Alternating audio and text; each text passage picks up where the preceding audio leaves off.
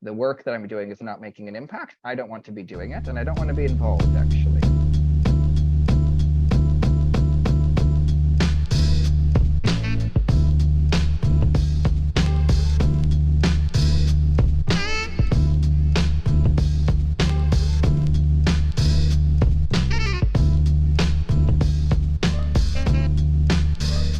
This week's episode of the Mixtape with Scott, I had the pleasure to sit down and interview Noam Angrist. Noam is someone I've been intrigued by for a while. He's a 30-year-old economist by training, did his undergraduate work at MIT and a PhD at Oxford. But he's an odd bird, to say the least, because while on the one hand, he is well-versed in the experimental design scientific methodologies associated with places like MIT, JPAL, and the World Bank, he uses them not just to study and better understand the causes and consequences of poverty in developing countries, not just to publish in top journals, but primarily to build policies scaled at large scales that will continue to have the impacts found in these smaller pilot studies. That, it turns out, is not as common as fielding the pilot studies in the first place. Noam is co-founder and executive director of Youth Impact, formerly Young Love, which is a nonprofit organization that takes evidence-based pilot studies that have been rigorously evaluated through randomized controlled trials, oftentimes articles that have been published in top 5 economics journals, and then tries to scale them to have maximum impact in developing countries. Some of these have been programs aimed at addressing risky sexual behaviors associated with large age gaps in sexual matching between young girls and older men, called sugar daddies, and others have been education interventions. What I find interesting about Noam, I guess, is that he knows economics, he knows the field, he knows the science, he knows the cutting edge, methodologically rich scientific work. He contributes to it. And yet he started a nonprofit to actually use those skills and that knowledge and that human capital more broadly to change people's lives. And as we talked more in the interview, I realized the gap in economics that isn't there in some of the other more scientific fields really is there in economics. In some fields, particularly those rewarded immensely by tech, the scientific work and the desire to scale it, often for profitability reasons, go hand in hand. It may even be present in one's graduate training. But economics is not exactly there yet. It oftentimes is the case that a young student may in fact have to make a hard choice between a scientific career and a career, a creative career creating policies that in commerce. Noam is interesting because he's tried to, there's exceptions, but Noam is one of those people that has tried to go and make these programs work without bending on being fully committed to whether they do in fact work. He has a very interesting story. Going back, we talk about going back to being a young man with some health problems in high school and how it changed his life and got him interested in economics. And I just thoroughly enjoyed this time talking together and learning more about his life and where he's going and what he's done. And I hope that you find this interesting and useful for thinking about your own life. As always, thank you for tuning in to the Mixtape with Scott. I'm your host, Scott Cunningham. Okay, well, this is a real pleasure to have a chance to talk with a person who I've watched from a distance for a while and spoken to a couple of times. Noam Angrist, co-founder of Youth Impact, formerly Young Love. Noam, thank you so much for being on the podcast. Yeah, great to be here. Looking forward to chatting. My first question is always, can you tell us your name and any titles of employment? But I literally just said those. But can you say them in your own words for the sake of the listener? Your name and anything about you that would help them. Yeah, absolutely. Noam Angrist. I am a co-founder and executive director of Youth Impact, which is an NGO that scales up RCT-backed health and education programs. And then also wear a hat as a researcher, so straddling the worlds of kind of doing some of the research and then also doing some of the work to make sure it gets scaled up. So affiliated with the University of Oxford, and I've also done a couple education projects with the World Bank. Cool. Great. You mind asking if it's okay if I ask how old you are, just for the sake of people listening? Yeah, of course. 30 strong. 30. Okay, cool. All right, great. Well, before we get into your, you know, a lot of stuff, I just wanted to start off and just tell me sort of, you know, where are you from? Where did you grow up? Yeah, I grew up in Brookline, Massachusetts. It's right in the Boston area. And my dad is a professor at MIT, and my mom is a teacher and professor at Hebrew University. So right in the Boston area, grew up there for most of my life, actually. Oh, your mom's a professor at Hebrew? Yeah, exactly. She's a Oh. Hebrew professor. Yeah. Okay, wait. So what do y'all go back and forth to going back, or is there something here in the United States for that? Yeah, so BU has a Hebrew or a language department, so she teaches Hebrew there, Boston University. And though we actually have, as a family, moved back and forth between Israel and the US over the years. Oh, how long did you, how much time have you spent in Israel? About 6 to 7 years. Total of your life, you've spent about 6 to 7 years there? Yeah, actually, Hebrew was my first language. Oh. And yeah, I was born in the US, and then actually shortly after we moved to Israel. And then stayed there for a while, came back to the US around age 5-ish. Yeah. And then actually when I was in 8th grade, my mother thought we were losing our roots, so uprooted the family back to Israel for a year. Yeah. So we would reconnect with our roots, and we did. And then we moved back to the US. You have a lot of family over there? Yeah, we have some family over there. Yeah, my mom's side she's Israeli originally. And so all of her family is over there. Oh, okay.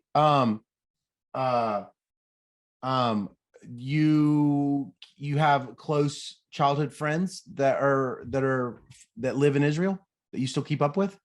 I would say some, actually. I haven't been back in a while. I probably should get back. Every time I go back, I find it's so easy to connect. It's a very friendly and welcoming and warm environment. But I haven't been back in a couple of years, actually, so I need to get back. So you sort of split your time, Massachusetts, Israel, and so what were you like as a little kid? What were you like if I had like sort of kind of could have been a fly on the wall when you were like, you know, 4th grade or something like that? What were you like? How does one capture that succinctly? I think maybe one thing that comes to mind is, you know, I remember one thing every time we would travel and go somewhere, whether it was like hiking in New Hampshire or traveling to a new place, I would always tell my family, I want to live here, actually. I'd say, I love this place. I want to live here. And my family would say, you love everywhere. And it's kind of interesting. I'm just thinking about it now, actually, as you're asking it. But, you know, I have really grown to love to travel and experience different places in the world and make them home, actually. So I guess that was always a part of my inner DNA. Right. Not just visiting places, but making them home. Yeah, exactly. I always really kind of got attached and wanted to learn more and integrate. Yeah. Huh. That's interesting. That's different. That's different than just say, you know, people love to travel, but this idea of wanting place to be home. What does home mean to you? What does that mean? Yeah, and I would even actually say, even now when I travel, I actually don't love just kind of sightseeing. Actually, I like to go when it's in combination with work, and part of the reason for that is then, you know, I have people that I'm connected to and have a lot in common with, and I can meet their families and their favorite restaurant. And actually, that's my favorite type of going to a new place, is going with someone and seeing their world, actually, rather than sightseeing. So you've always been like that? You've always been sort of this kind of like a family, social, communal type of person? Yeah, I would say very much so, actually. And yeah, even growing up, actually, we had very common rituals around being together as a family. Dinner was at 6 p.m. sharp every night, and I wouldn't miss it. I wouldn't miss it for sports. I wouldn't miss it for homework. I wouldn't miss it for fun. We had kind of this rule that you had to be home at 6. We actually had a lot of autonomy and kind of did what we wanted, but dinner 6 p.m. every night we were there. What was that like? Why was that so meaningful to you? It is meaningful. I actually still do it now. Me and my partner, we have dinner at 6 p.m. Dinner at 6? Yeah, we do it. It's a time to come together, to reflect, to digest the day, and Yeah. puts a bit of a structure on the day, I think, and a chance to connect. That's neat. So when you were in high school, what were you like then? Did you have some really, really close buddies in high school? I did actually. I will say I was not academically very motivated in high school yet, in the early years, actually. Mm-hmm. And yes, so I sort of, had a really good group of friends, and I was sort of finding myself, I would say. And one of the things that I poured my initial energy into actually was rowing. I actually invested a lot in being a rower, which was very challenging for me actually, because I'm pretty short, and it's very hard to be a good rower when you're my height. So I had to really study how to be a good rower, different aspects of the technique and everything. But that was really a place there I found a lot of purpose and an ability to channel my energies. And then in the middle of high school, I started to get more academically precocious.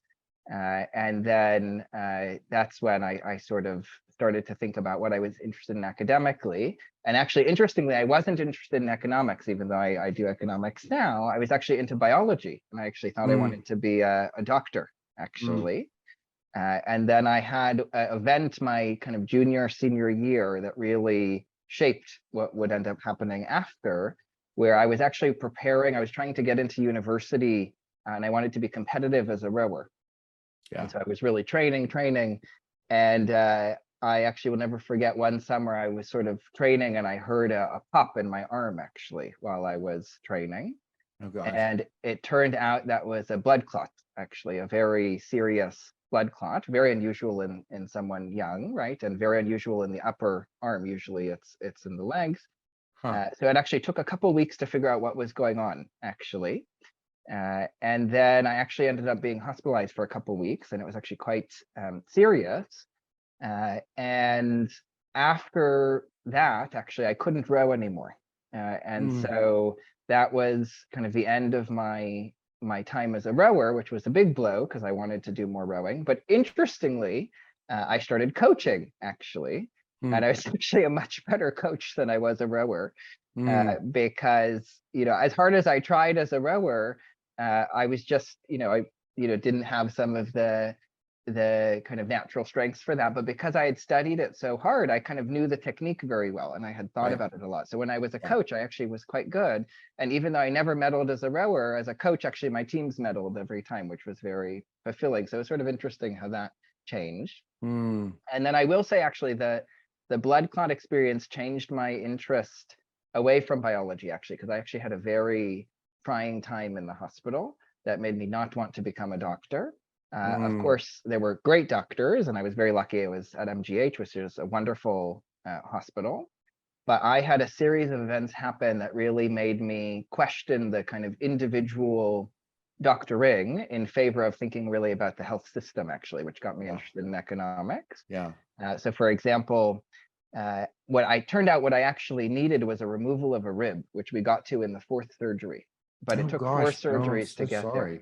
Wow. Yeah, no, it was intense, actually. It was intense. And along the way, there were a bunch of... Was that an injury caused by the rowing, or was that something that they don't know, or what?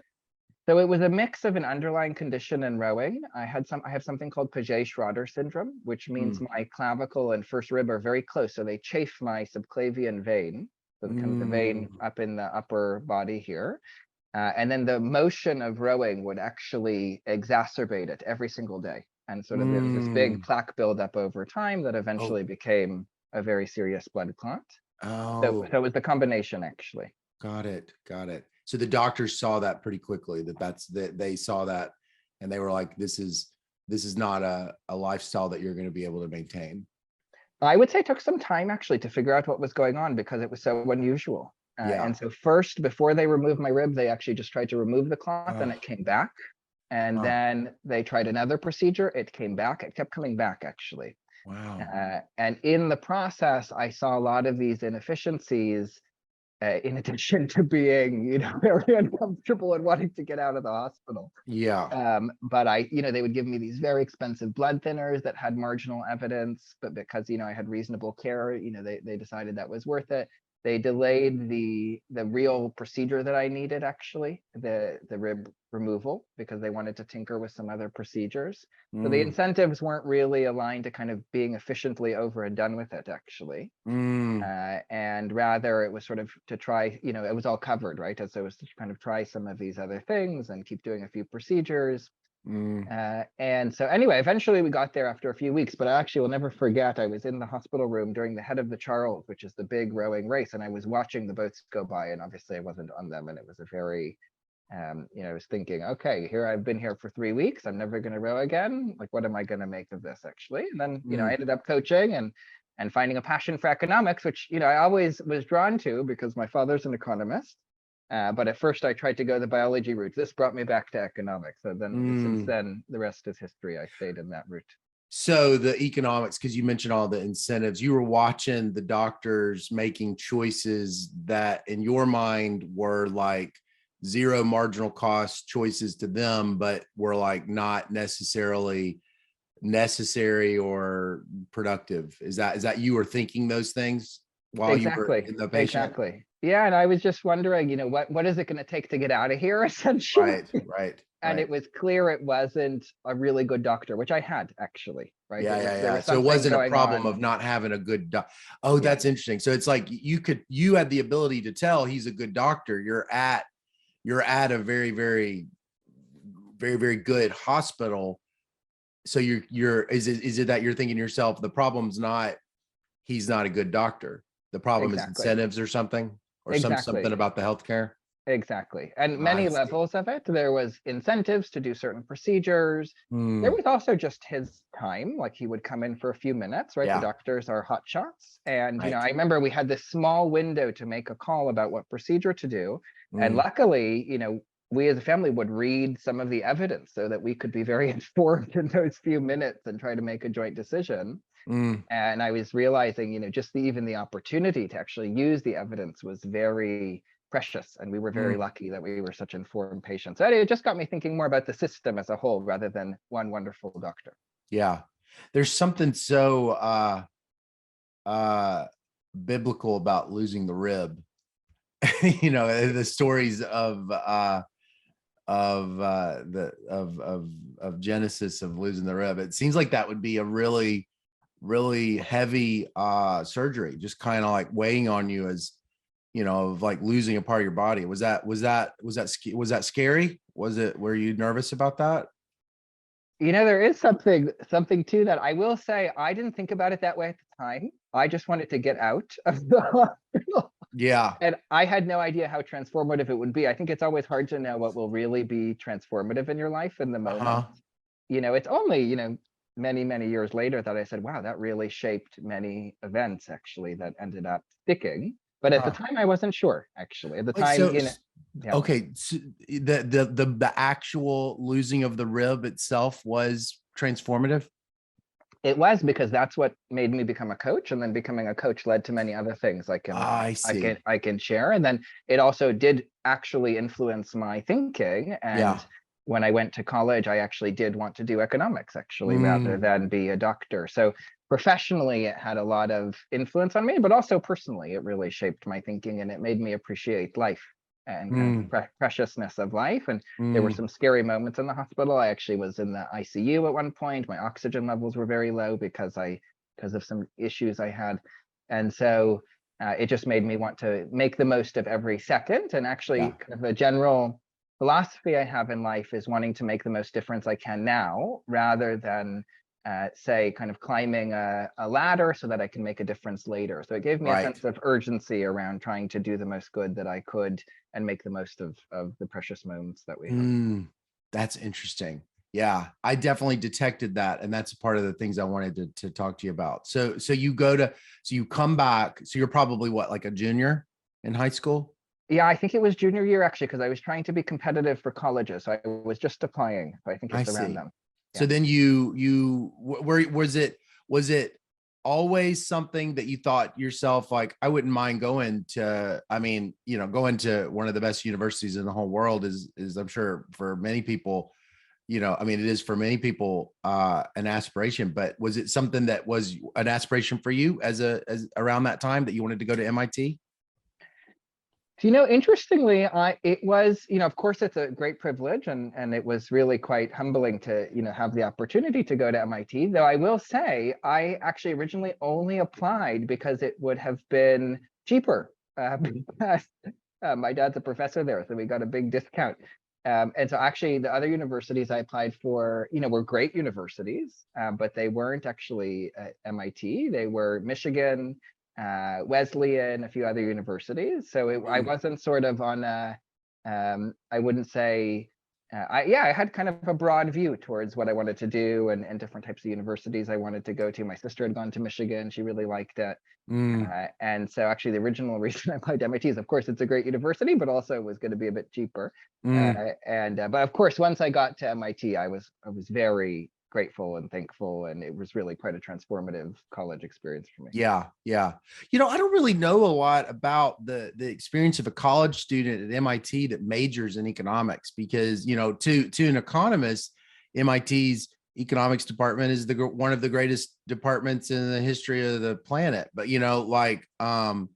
but it's like, I just can imagine if you're a college student, the selection is probably not on someone that is aspirationally wanting to go into economics. Is that true?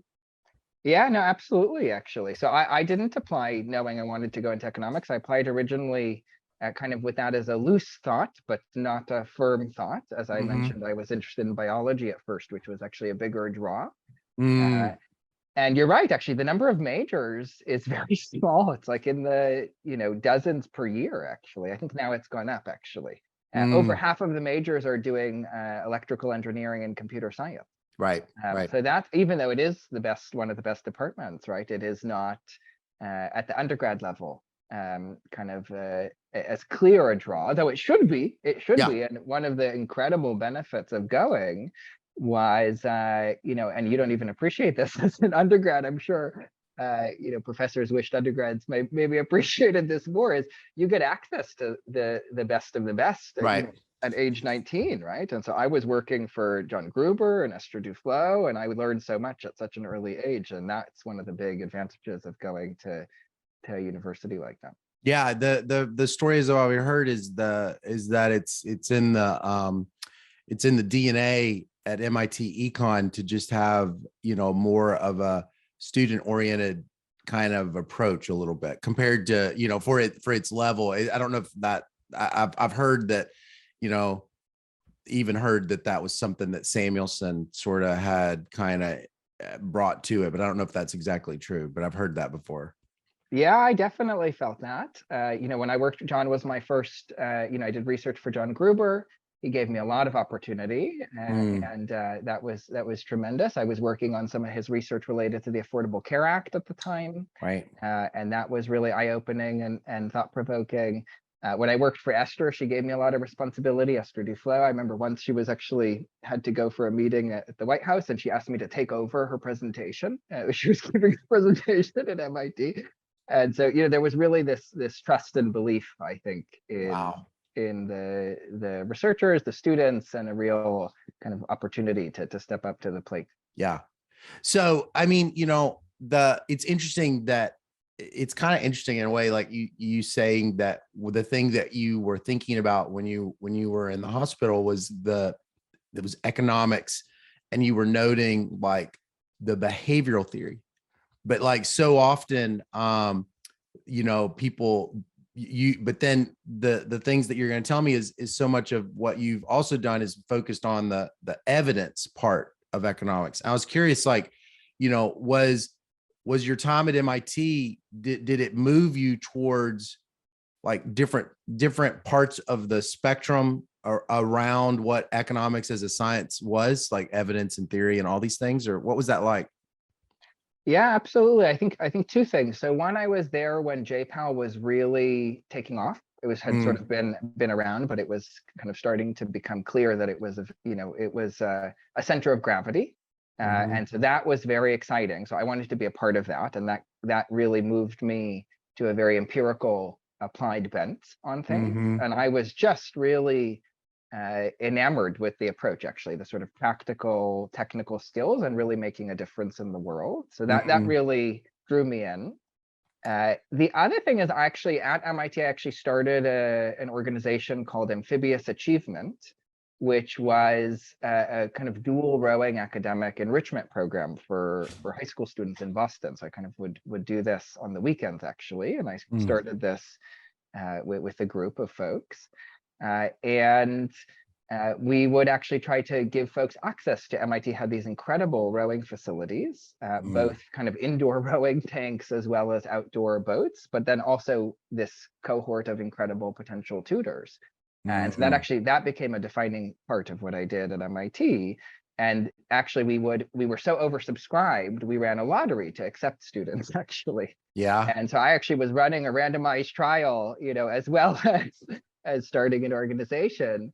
And that actually I got equal, if not more, fulfillment from that work, actually, in addition to the coursework that I was doing and the engagement I was having with the JPALs of the world. You kept up with the people that didn't win the lottery? You kept up with, what were the outcomes? I'm just curious now. I'm just intrigued. What was the outcomes that you were kind of curious about? Yeah, no, absolutely. So we did initially, we actually did it to be fair. And then we had this vague notion that it could be an evaluation, but because we were so oversubscribed, we just did it to give equal opportunity. Right. But yes, we tracked GPAs and a few other indicators, test scores and things like that. And actually kind of a group of us started to write it up, and then someone who joined later, John Teebs, actually wrote it up for his thesis, and we're actually going to try to get this paper out someday. As everyone knows, we're all trying to get papers out someday. Yeah, exactly. So someday we'll write this up. Well, what'd you find? What was the finding? It was pretty effective, actually. Really? Yeah, so it did actually close a good chunk of the achievement gap, which is pretty interesting. And I think a few of the reasons why. One is, we know tutoring is one of the most effective things you can do. So I think the opportunity to get, essentially 1-on-2 time with MIT tutors is pretty valuable every week in terms of tutoring. So I think that's consistent with the evidence on tutoring. I think the other thing that might be happening that's so effective about it is it's selecting in the people who actually need it, because the sports actually draw people in who wouldn't otherwise be drawn into a kind of academic enrichment program. And so you get people who sort of come but would never sign up for an MIT tutoring program. Right. But then they also benefit from an MIT tutoring program. Oh, interesting. So it's like when your parents give you like sneak some vegetables in the hamburger. Yeah, it could be something like that. Is it a weird feeling, do you think, being someone that's like creating a program? You think it's a weird feeling that you are simultaneously doing all this creative policy level kind of work and constantly evaluating it? Is that because I can imagine, like, sometimes you talk to people in tech, and of course they do these A/B tests all the time, but then you'll find out there's like big chunks even of tech where where it's like not just tinkering with a website, but it's like a program, like it'll be like a product, and they're like, we're not gonna do any kind of RCT on that because the stakeholders involved, they just almost, the incentives really, maybe I just wonder, like in my mind, I always tell myself, I bet there is someone who is like, I don't want to know, because I believe so strongly in it, and I spent so much time on it, and what if it doesn't work? And I was just kind of wondering, it seems like one of the things that's really weird about you is how you like are not, there's this kind of, I don't know, like that does not appear to be something that is going on with you and your work. You're sort of like, you're trying to help, I mean, you tell me if I'm wrong, but like, I mean, it just seems like this is an emotional, this seems like there's like a lot of stuff involved in the way you approach stuff that I just would think it requires almost like life coaching kind of things to navigate. Am I just making stuff up? It's great points, actually. And maybe I can describe a bit of what I do now with Youth Impact, because I think it's very relevant. But a quick one on that, and then I can give some concrete examples from the work with Youth Impact. I think that is right. I think the reason I approach it in a way that I think is compatible, and I think it is compatible, but I agree in many cases it might not be. For me, with my social impact work, my goal is to make an impact, which maybe sounds straightforward, but I think sometimes somehow that goal goes awry. Sometimes I think organizations start to exist, right? Rather than to make an impact. Right. Exist to exist. Right. Right. And I think that, happens for, understandable reasons, right? You need to find funding. Funders want only a good story, right? So I can see how that happens. For me, I've held a very firm belief that if the work that I'm doing is not making an impact, I don't want to be doing it, and I don't want to be involved, actually. And so that conviction has meant that it is compatible, because if it doesn't work, I don't want to do it anymore. And if it can work better, I want to do what's going to work better. And so that's my leadership style when running NGOs and organizations. Now, I will say that's taken bringing on board a very particular kind of funder, actually, which is not easy, who's along for that ride and of the same spirit, which is rare. But we're very lucky. We have funders who give us unrestricted funding, actually. Many of them give us unrestricted funding. So it's actually not tied to an outcome. Right. It's multi-year, and it's not tied to whether it works or not, actually. Right. And so we've had funders give us more money when something doesn't work to fix it, actually. And so I think if you have that conviction as a leader and as an organization, and you have the right kind of funders, then this is possible. If you have the wrong kind of funders, or not wrong, a different type of funder, it's difficult. And if your goal is to just become a big organization, but not necessarily an effective organization, then I think it's less compatible. So as long as impact really is your primary focus, and I think for social impact orgs, it should be, and we need to align incentives so that it is, then I think you have more alignment between the evidence and the running of those efforts. It kind of sounds almost like that physician in the hospital, like you were the physician was extremely competent, obviously, evidenced by where his job was and his vita, but there were still incentives that mattered.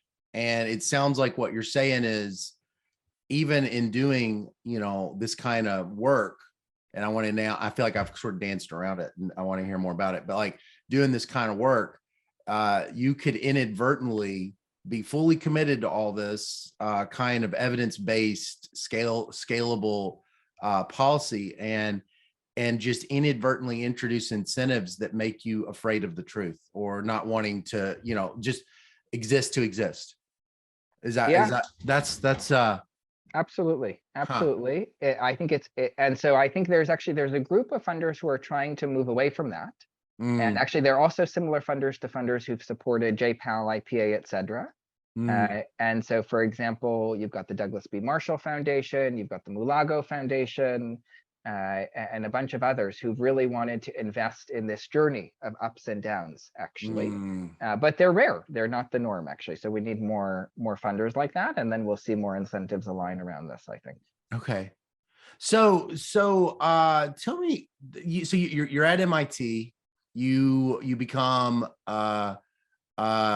I mean, I can imagine at MIT having all these experiences working for Professor DeFlo and Professor Gruber, and that you would have just decided to become an economist that spends their career writing papers. But you have a different, at some point it seems like you clearly kind of are doing something like that, but it seems like you have a vision at some point about something more specific that you're wanting. When did that happen, and what was that?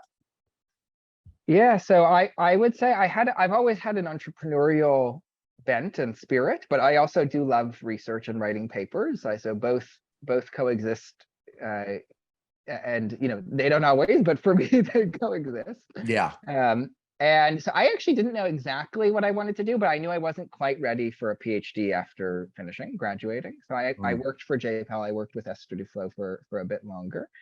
And then I decided I wanted to do something that was a bit different. And so I applied for a Fulbright, actually, to go and follow up a project that I had done with the World Bank.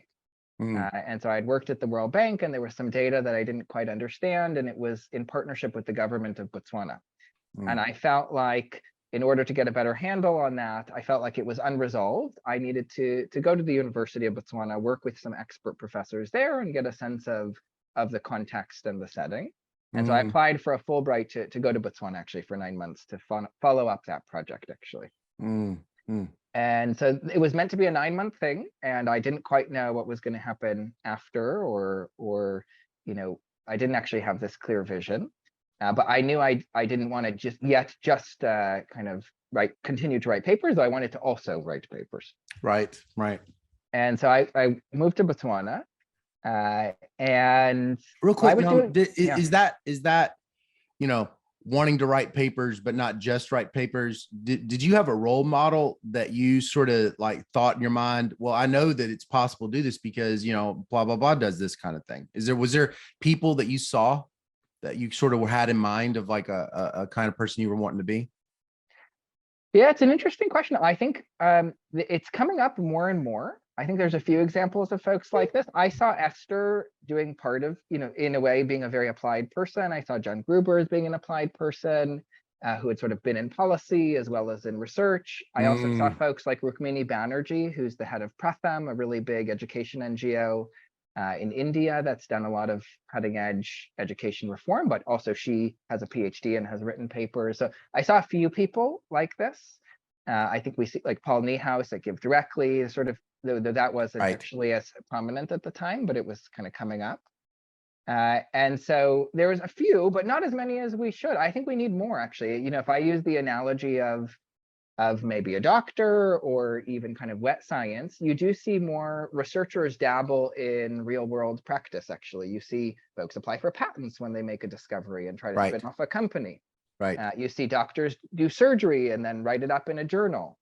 And so I think we want more of that in social science. I would actually love to see social scientists really engage in the practice, actually, whether that's policy, but also running organizations and spinning off research ideas into existing programs. So I would say I didn't have a very crystal clear set of role models, but I had kind of contours of what it could look like. Yeah. I mean, being at MIT, just put aside economics, it seems like at MIT, you do see a lot of that because you just see so much entrepreneurial activity in the tech oriented fields, So I would just imagine you saw a lot of like, encouraging people to use science to have impact.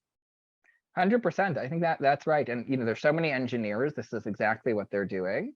Even the motto of MIT is mens manas, which is mind in hand. So take what you know and then make it happen, right? Get your hands dirty. So it really is built into the fiber of the institution. So that really spoke to me.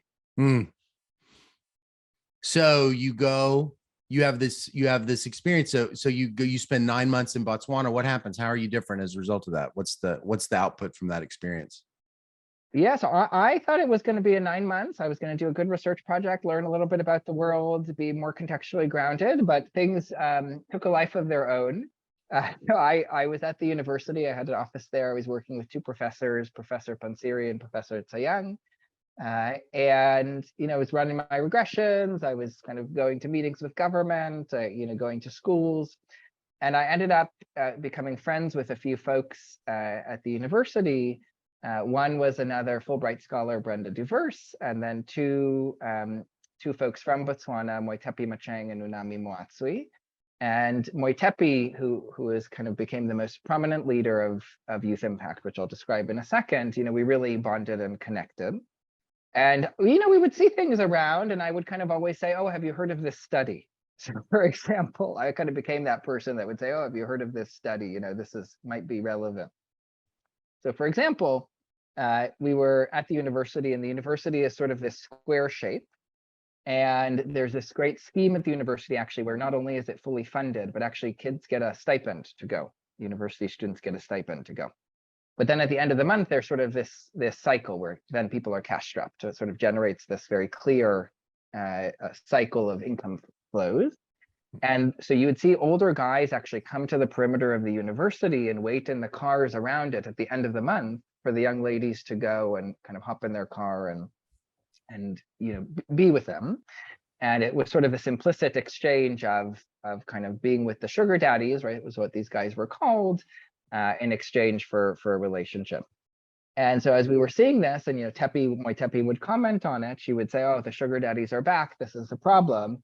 I had been very familiar with Pascaline Dupas' paper about sugar daddies. And so for those who don't know, Pascaline Dupas has this famous paper from a different setting. It's in Kenya, but it's showing that a 1-hour anti-sugar daddy class was very effective, actually. And it sort of reveals the risks of these older guys, which young kids don't know. And you know, I can get more into the theory of change behind it, but in short, is very effective, reduces risky sex, reduces teen pregnancy by 28%, also a proxy for HIV. And so very effective. So I said, have you heard of this study? I said this to my Tepi. She said, no. And then we're Googling it, and we see it actually has not really been scaled up, even though it's very effective. Very effective. It's cited by the UN, it's cited by the World Health Organization. And I remember my Tepi said to me, well, why do you do this research if when things work, it still doesn't get scaled up? Get off your bum and let's try to implement this thing. And actually, that was the genesis of Youth Impact, which is this NGO that we created to actually scale up RCT-backed findings. And more generally, RCT-backed findings or this specific sugar daddy program, or both? So we started with this specific program. And then but our vision was actually always a bit broader. And then along the way, we expanded, actually. So now we have multiple programs. And so the sugar daddy program itself actually happens in primary school, not at university. It's just that the university setting sort of inspired this. Yeah.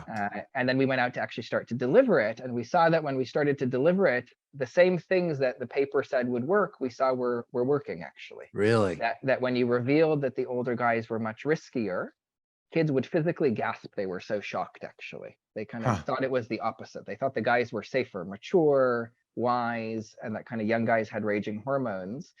And if you even, for example, look at the HIV risk, about 5% of young boys in Botswana have HIV, but 45% of 40-year-old men have HIV. So almost half.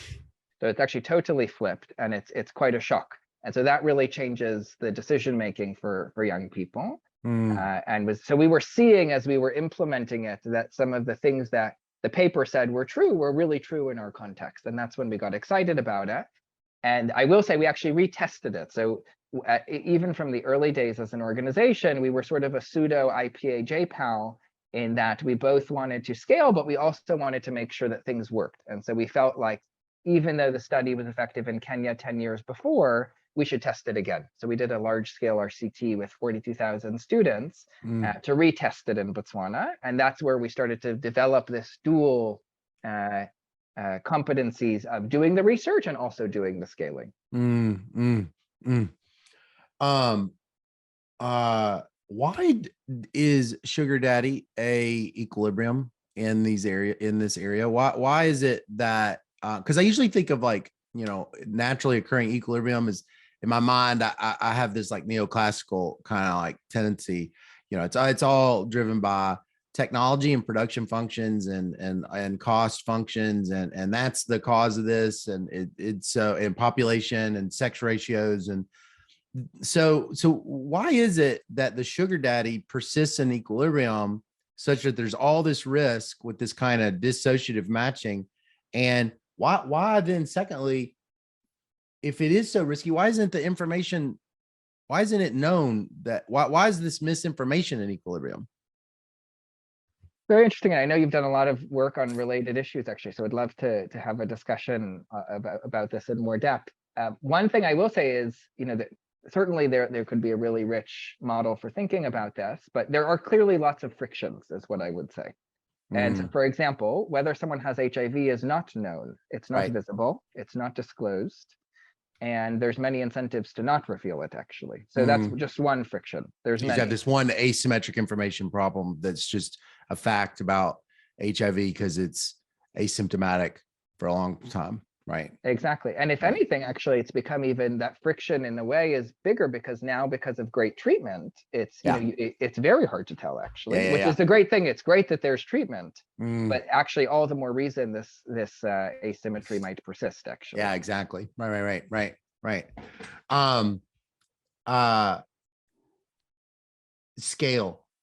I want to talk about sugar daddies, but it's just I'm kind of down distracted. So this thing, it's funny, you know, people will, I think economists, I think as the credibility revolution kind of moved, you know, especially as the RCTs moved, you know, I think like, I wonder, I'm just going to throw this out there. Economists became very interested in causal inference, obviously. And so, and were, you know, hyper attentive to identifying causal effects experimentally and non-experimentally. But, you know, when you don't have a culture of policy entrepreneurship, you know, then you don't ever think about scale, even though the whole science of economics is like society.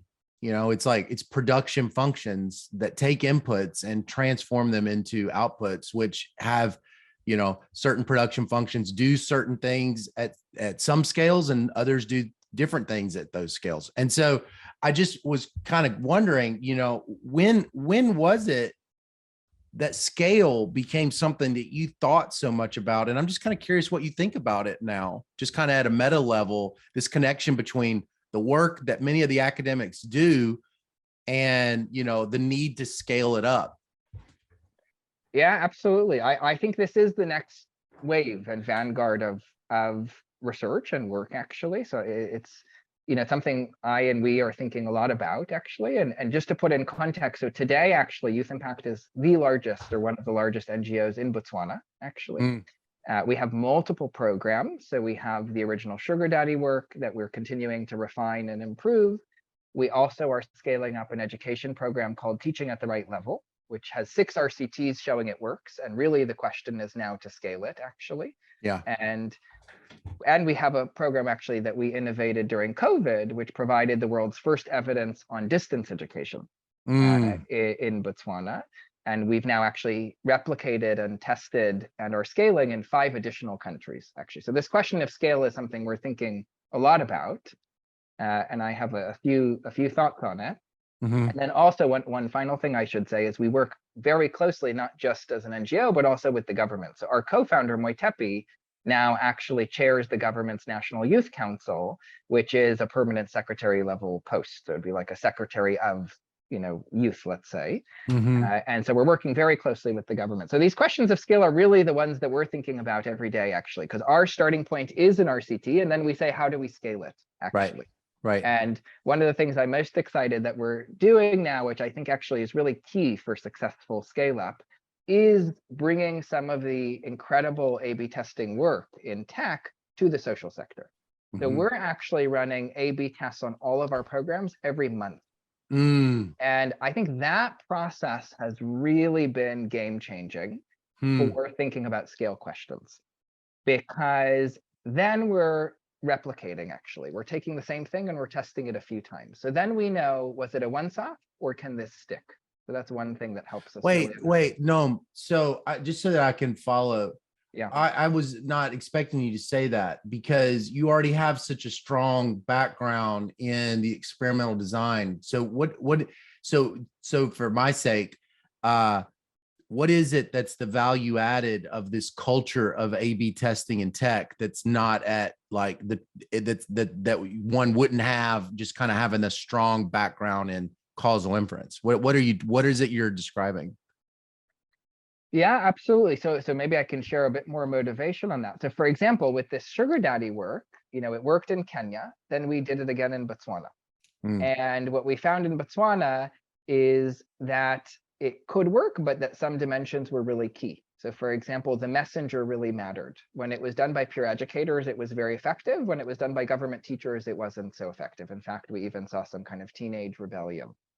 And so, you know, there's sort of some interesting, you know, that's an interesting paper and it's going to come out soon. And there's some interesting work there. From an organizational point of view, we said, okay, this has been a 15-year journey of 2 RCTs, and we have so much more to learn. Can we do this faster? And can we do it continuously, actually? So it's not an RCT every 5 to 6 years, actually, because we don't want to wait another 15 years to learn, you know, what we need to learn, actually. So that's actually when we said, let's look at what tech is doing and see if we can marry the traditional RCT with what tech is doing. There's obviously a lot of similarities, and try to bring this kind of rapid, rigorous learning approach into our organization. Oh, that's the part. In tech, it's more of like the RCT is a way of life kind of living. Exactly. I mean, not that it's not at JPAL, obviously it is too, but you're talking about when you're in a world where you're making something as opposed to just evaluating, but you're literally like, got to make it, and you've got to tweak it and make it effective and make it, I guess, even make things change in response to changing market conditions. It's like it's a different, you've got to get some different skills or something. Yeah, I think one is the pace, the speed. I think the speed is really essential. So we wanted to test faster. Now, interestingly, there's nothing slow about randomization, right? You can randomize in a split second. So the benefits of causal inference are there very quickly, actually.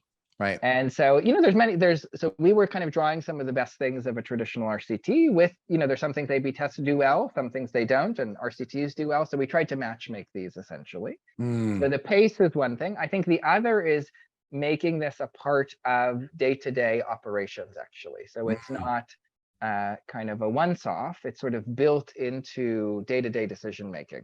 Yeah. And so I think this then helps you really test the scale questions. There's some things, for example, that are really essential for scale, but might be hard to publish in the AR or the QJE, but are really critical for scale. There's some things that are really critical for AR and QJE, but maybe, you know, aren't as helpful or are as helpful for scale. So it just helps you orient that. So for example, one question we tested the other day with the A/B testing, which was really critical for a scale-up thought process, was whether, you know, the dosage of one of our interventions should be 20 minutes once a week or 40 minutes every other week. And it's actually the same dosage, just distributed differently. Yeah. Now, maybe it's possible to pitch that question to a top journal. I'm not sure. Maybe listeners can help me brainstorm on that. Right. But it's very critical for scale, actually. Yeah. Very critical, because how you're dosing and how you're allocating your resources in that environment is actually game changing for cost and for time and for how you run an operation. So it's kind of moved us in that direction of thinking about scale questions in terms of government delivery, in terms of some kind of operational questions, and so forth. Right. Wow.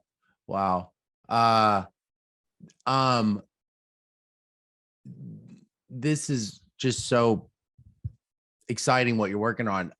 I wonder, you know, I saw you give a speech, and in the speech you made this comment, and I know it was like a public speech, and you have such a great presence and style of presenting. And so I know that, but I was kind of wanting to press a little bit more. You said, you know, when you were in graduate school, or you had, you know, run a lot of regressions, loved numbers and math and finding meaning in them, you know, how they like work together to create, you know, meaning. But I wasn't, it was something I heard later. I was wondering, did he say what I thought he said, which was that you had said this thing about meaning with the numbers and the regressions, but it suggested you needed something more for it to be meaningful to you. And I was curious about that phrase, meaning. Can you tell me more about what it is that you've sort of been looking for, that youth impact, you know, is meaningful in a way for you personally, that, you know, where you had gone a different direction, it would be missing? Yeah, I think so. I mean, I think in so much of the work that we do, often you need to take a big leap of faith, right? I did this great study, you know, will it change anyone's mind? Will it result in some kind of real world action. And I think at Mhm. some level, we always need to take that leap of faith, actually. There's sort of, you can't know everything and you can't quite know where the buck stops. But one thing I love about the work with Youth Impact is actually you don't need to take quite as big a leap of faith, actually, because you can go into the school and see if teaching at the right level or anti-sugar daddy programming or our COVID response is happening. Right. And then you can check the data and see if it's working. Right. And so actually, one of the things that I personally enjoy about it is that there is a kind of a sense of attribution in the sort of real world sense of you can kind of know if what you're doing is translating into something that is affecting real lives at the end of the day. Yeah. And so for me personally, I actually carry that kind of notion of attribution through.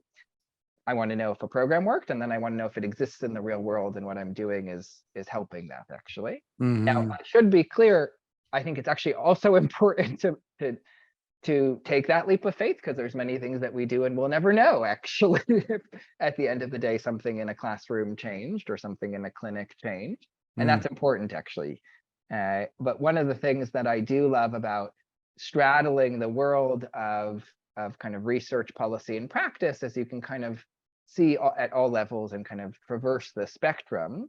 And one thing that I love about practice and data is you can see it with your own two eyes, but then you can check it in the data to make sure it's not just intuition or it wasn't sort Right. of an anecdote or a once-off. Yeah. Yeah. And so I think that combo actually of the data and the practice come together very powerfully to generate meaning. Mm.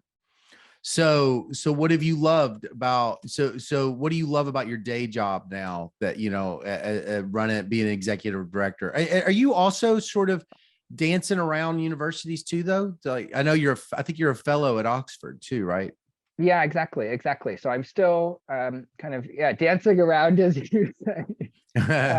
But yeah, I do. I think it's all integrated, really. I sort of see my calling as connecting evidence with action. Mm. And so I think at Youth Impact, that's where the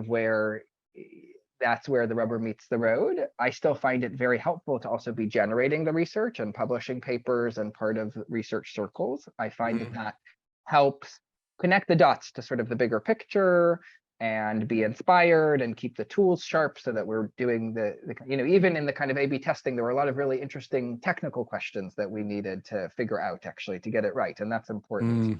Mm. Mm. Um, so yeah, what do I enjoy about it? I have to say I enjoy many aspects of it actually. Like with any job, there's things that are more and less exciting. But I the most grounding moments for me are actually looking at the data and being in the schools. I think that's when I get that burst of inspiration. Actually, it's sort of like some people like to check the stock markets, right, to see if things Right. have gone up or down. For me, when I get a result of an A/B test, that's sort of a moment, right, where something happened and you can see if it Yeah. worked, right. It's like checking the stock market, but for Yeah. me with that added level of meaning. Yeah. It's interesting. I mean, you are a communal man, you're a social communal man that seems to value people in general and care about them. And so, I mean, it seems like all of it has kind of come together a little bit because you've got all these different parts. It looks like anyway, all these different parts of your story and your personality has just sort of found this really nice way to do your entrepreneurial side and still be very people oriented. I mean, I guess you're actually still talking to the kids in the schools and stuff, right? You like walk around and see them. Is that right? Yeah, absolutely. I find that I love that. And actually, I will say folks like Rukmini Banerjee, who's the CEO of Prafem and also has kind of dabbles in research. I see she also goes to the schools, actually. So I think, I share that in common. I find that very fulfilling. Yeah, even the other day, we actually had a big event in Botswana, and I had gone to the schools a bit before, and I saw a young child actually doing, he was actually at the front of the class. He was teaching the class, actually. So, sometimes in teaching at the right level, I didn't have a chance to talk about it as much, but it is very interactive, and it's about making sure kids are sort of not in kind of just getting grade level material thrown at them. They're sort of engaged at their level, and even in some cases, the kid is at the front of the classroom. And he was amazing. I thought he was better than most teachers. So I actually asked our team if he could come to this fancy stakeholder event with permanent secretaries, et cetera, and actually do a live demonstration of how to do multiplication. And I had personally seen him do it. I thought he was extraordinary, and I wanted him at the event. And our team, they weren't sure if we wanted to do it. And then I kind of, nudged it, and then we did it, and they loved it. They were like, that was the highlight of the event. So I do love seeing the magic happen, if you will. Yeah. I've been moving towards concluding my interviews with this one last question. But you've already said a paper, so I don't know if you're going to say the same one, but if you wanted to say a different one. So, what's a paper in economics? I'll say a paper. It could be a book, but but maybe an article. It doesn't have to be your favorite article, which is really hard to ever name. But what's an article or a paper in economics that you've just noticed kind of like lives in your head a lot, just kind of like you just notice that you think about it. You wouldn't have said it's your favorite, but because maybe your favorite is like a, some famous paper, but like you have a paper that for some reason you just notice that you're regularly going back to it, or you're thinking about it. Yeah, well, there's many papers I go back to. One that comes to mind now is, and that I do think about a lot, is this From Proof of Concept to Scalable Policies paper in the JEP, the Journal of Economic Perspectives. And it has a kind of group of authors with it, and it outlines some of the principles and kind of conceptual framework of thinking about how to take something from kind of a evidence-based small scale to a large scale effective program. And then also it has an application, which is, so I love that combination. And the application is teaching at the right level, which has 6 RCTs and is now scaling to 60 million people worldwide. And, I'm involved in that effort, but it originated in India. And so that's a paper I love because one, it is directly informing some work that I try to engage in every day and do the best work that I can with that. But 2, because it has this combo of a conceptual framework and a really practical set of examples that bring that to life. And maybe that's the theme of my dancing, is trying to do those together. Yeah, that's great.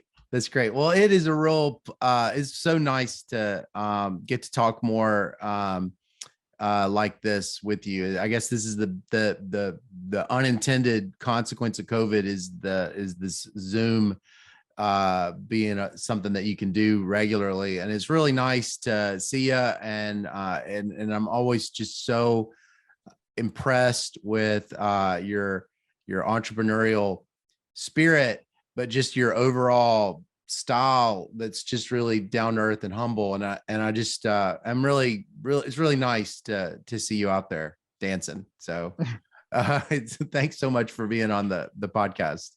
Yeah, thank you, Scott. I appreciate it. Thank you for inviting me, and it's been a treat. So looking forward to following up some of these conversations. Absolutely.